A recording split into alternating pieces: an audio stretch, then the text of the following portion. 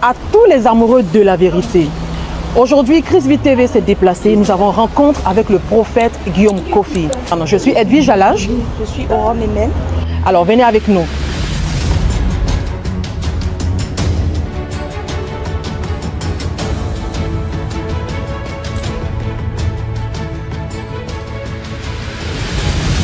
Bonsoir, homme de Dieu. Soyez la bienvenue. Bonsoir, heureux de vous voir aussi. Bienvenue à vous. C'est un réel plaisir pour nous de vous Merci, recevoir. merci beaucoup. Vous avez pu dégager de votre temps pour répondre à notre invitation. Gloire à Dieu.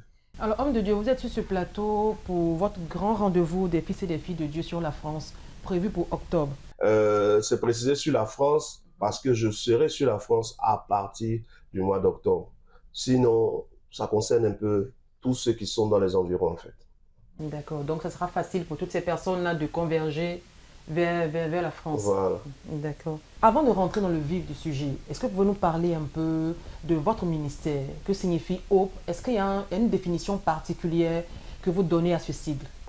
Déjà, Hope, c'est un nom que j'ai reçu de Dieu. Quand je l'ai reçu, j'ai entendu Hope.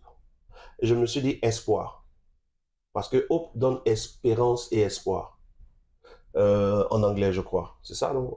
Espérance ou espoir, quelque chose comme ça. Et quand je me suis dit, mais donc Seigneur, pourquoi tu me donnes Hope? Moi, je ne suis pas anglais.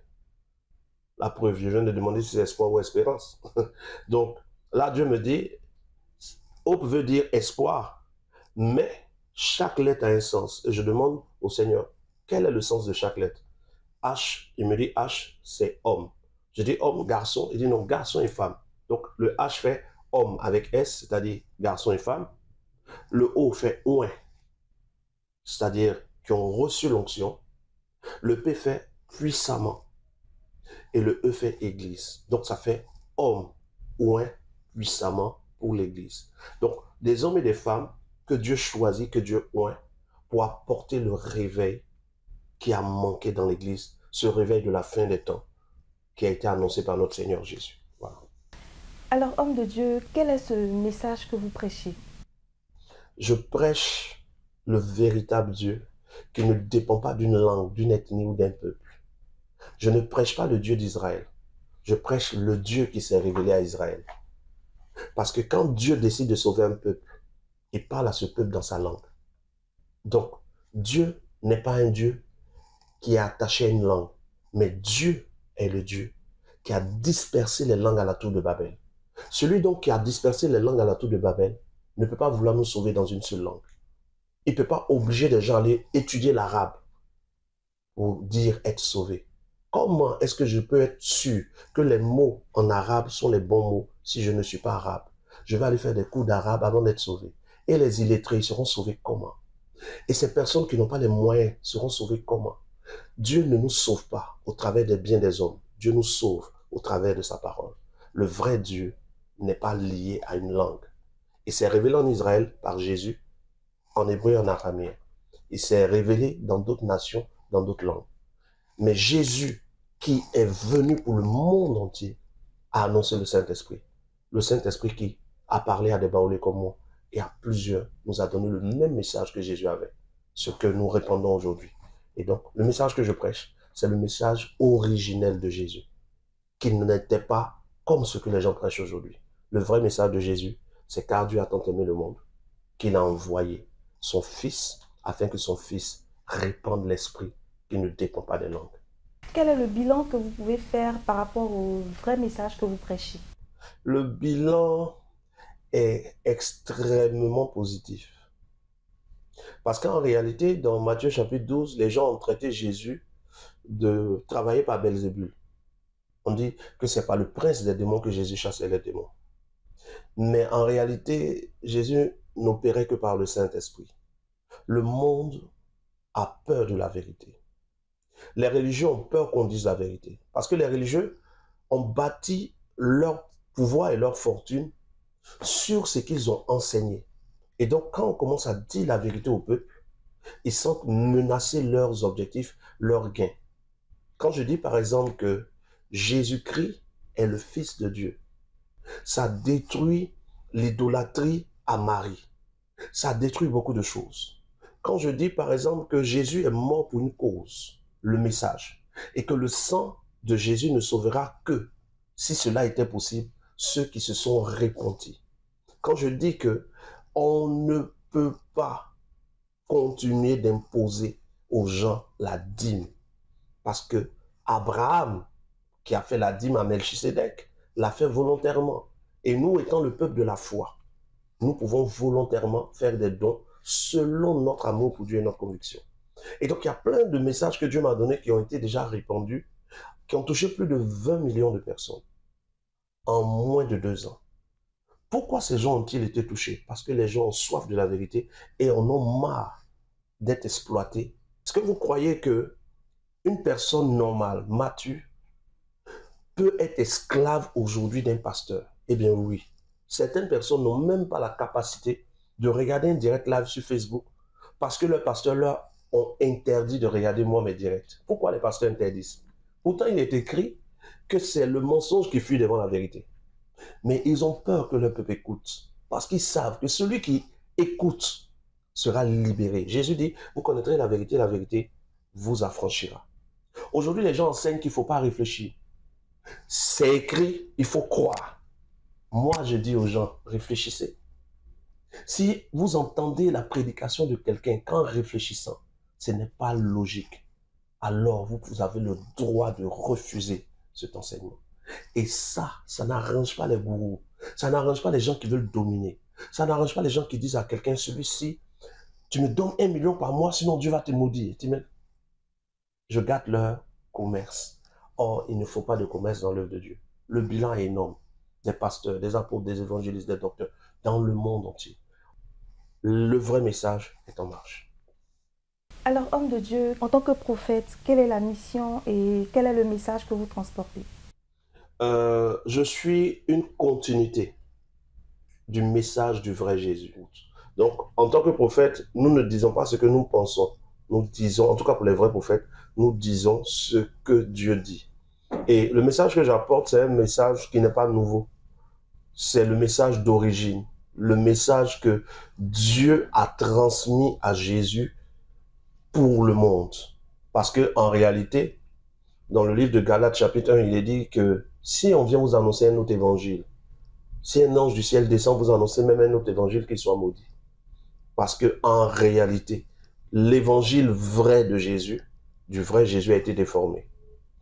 Pas que Jésus s'est trompé, mais des gens ont essayé de déformer l'évangile pour en faire un concept politique, pour s'enrichir et pour apporter la confusion. Dans Matthieu chapitre 13, Jésus dit que le Fils de Dieu ou le semeur est sorti et il a sémé la bonne semence. Mais pendant que les serviteurs dormaient, l'ennemi a sémé l'ivraie. Et donc la bonne semence qui est le blé pousse, l'ivraie pousse. La bonne semence qui est le blé, c'est le message authentique du vrai Jésus, venu du vrai Dieu, et qui va produire les vrais fils du royaume.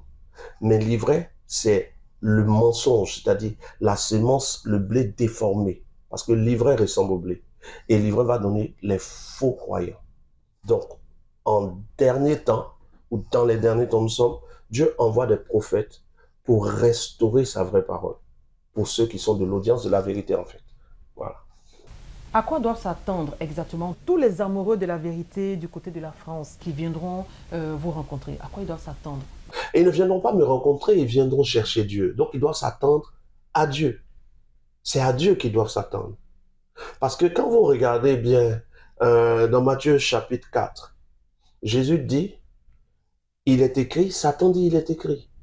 Quand la vérité est déformée, il faut la vérité restaurer pour que les vies soient restaurées. Donc il faut qu'ils s'attendent à une restauration.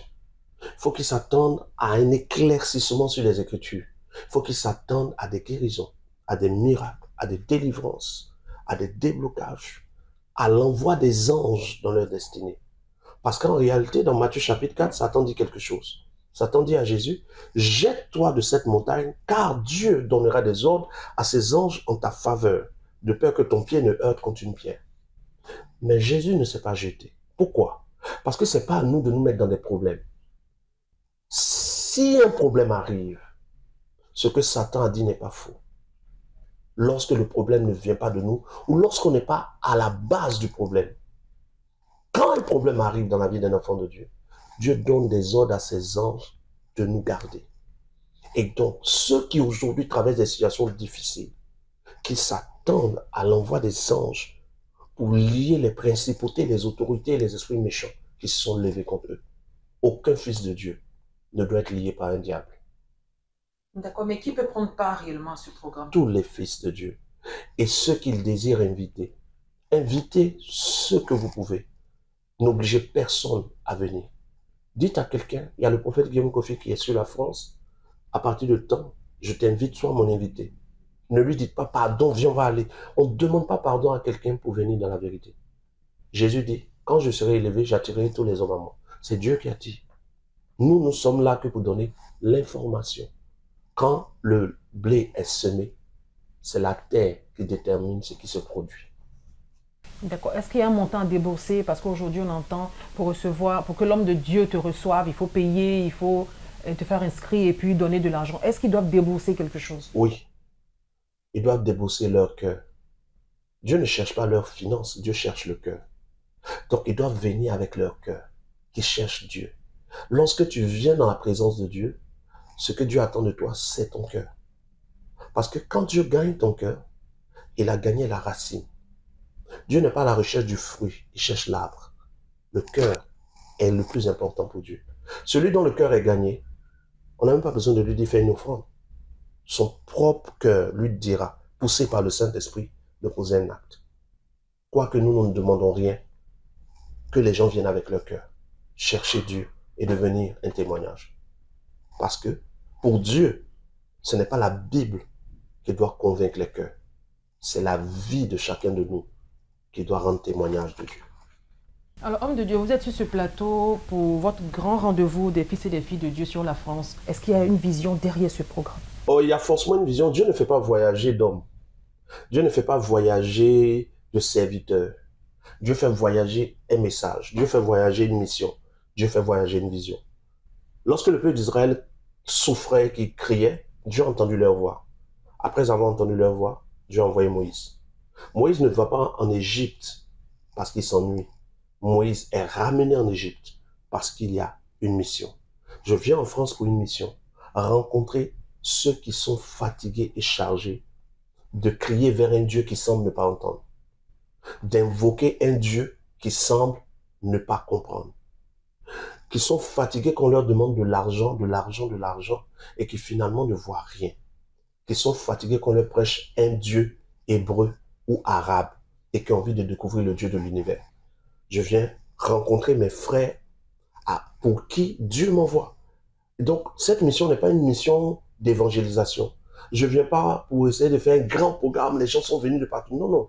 Je veux juste rencontrer les personnes qui ont soif du vrai Dieu, qui veulent rencontrer le vrai Dieu et l'expérimenter.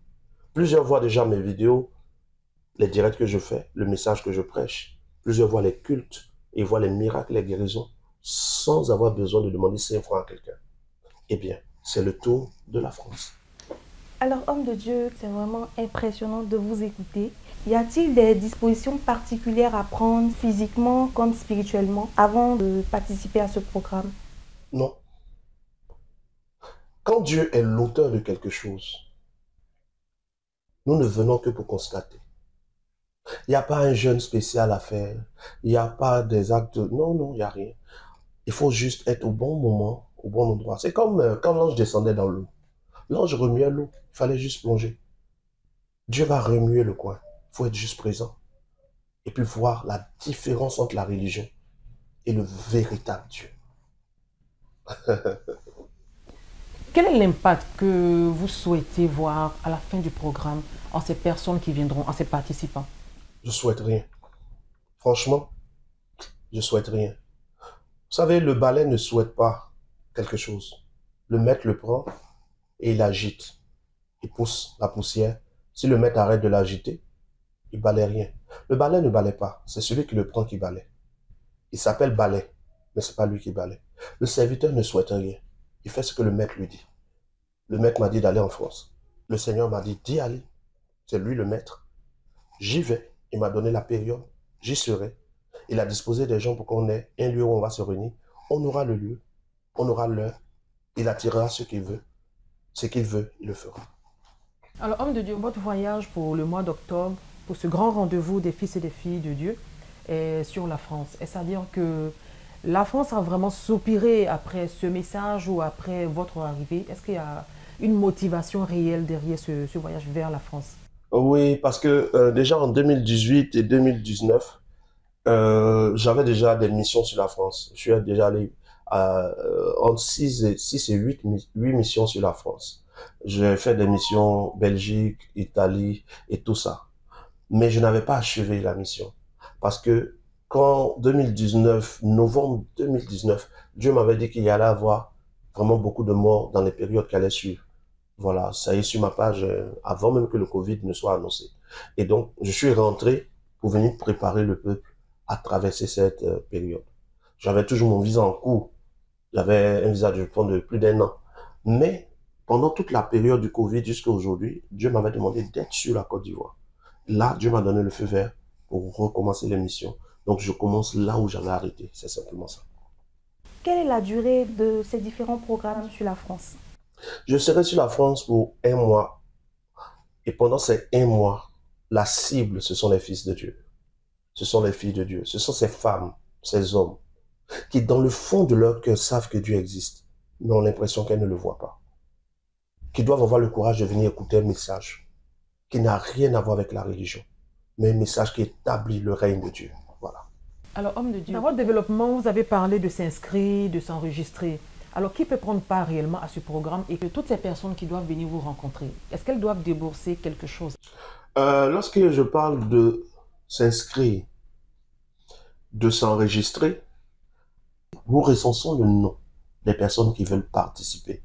Ce qui va permettre même qu'avant le programme, mon équipe d'intercession puisse commencer à élever la voix pour ces personnes.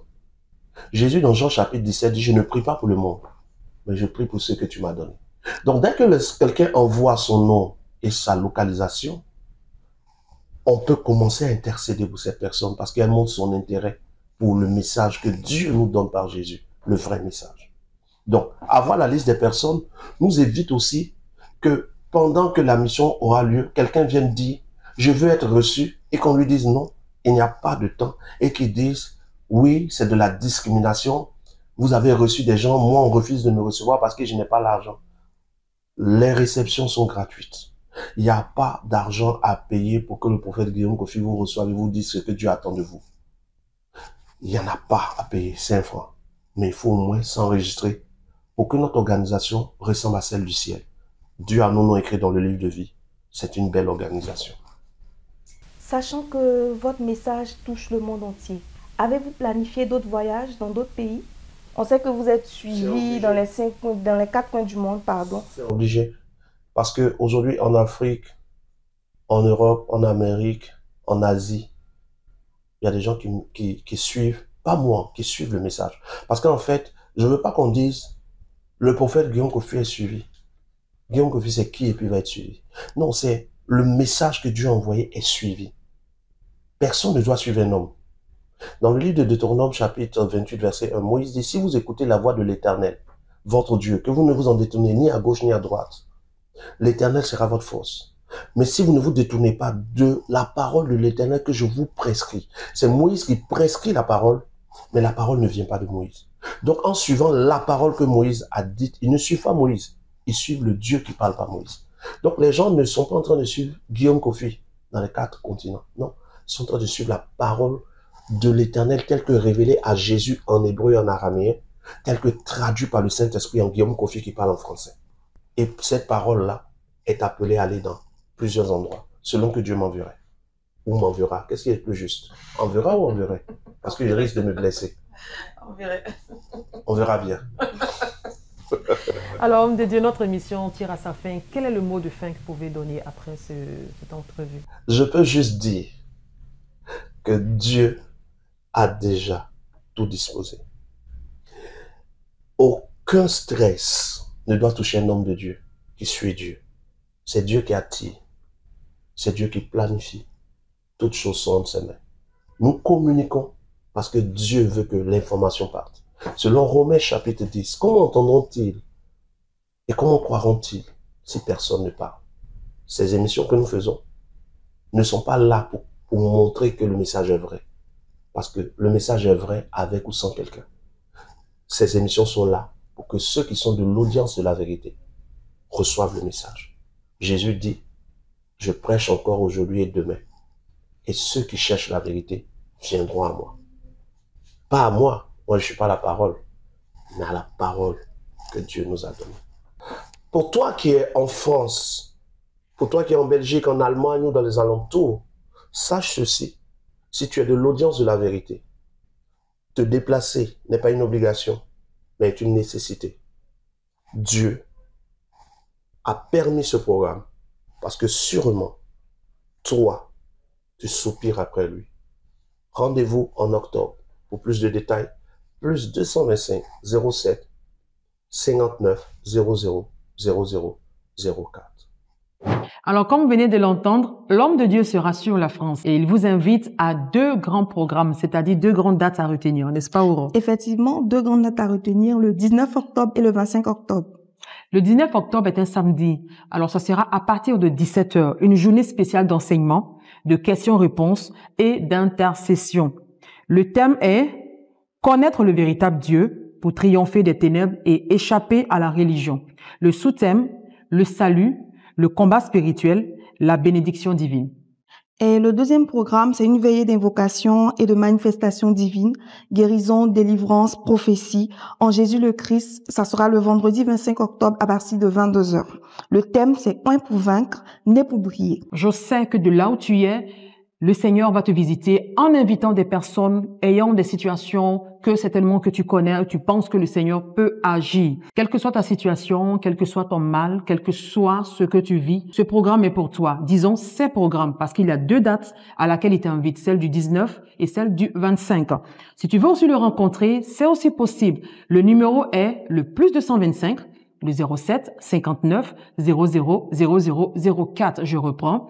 Le plus 225 07 59 00 00 04. Il te suffit simplement d'envoyer ton nom, ton prénom et ton lieu d'habitation et le secrétariat te donnera la date où l'homme de Dieu sera disponible à te recevoir. Alors, ces différents programmes se dérouleront à Aubervilliers. Je vous donne l'adresse. Ça sera à la salle Kabongou, 2 rue du Pilier 93 300 Aubervilliers, premier étage, 4e porte à gauche. L'itinéraire pour se rendre à la salle Kabongou, métro ligne 12 Front Populaire, à partir du RERD ou RERB, la Plaine Stade de France, bus 239, vous descendez à l'arrêt Front Populaire. Dans le sens contraire, vous prenez le bus 139 à partir de la gare du Nord, bus 45, arrêt France-Asie, centre bus Aubervilliers. Pour tous ceux qui sont dans les alentours, ceux qui sont en France, ceux qui sont même hors de la France, ces différents programmes sont les vôtres. Ne manquez pas, ne vous faites pas raconter ces différents programmes. Que le Seigneur vous bénisse. Le ministère Hope vous présente le rendez-vous des fils et filles de Dieu.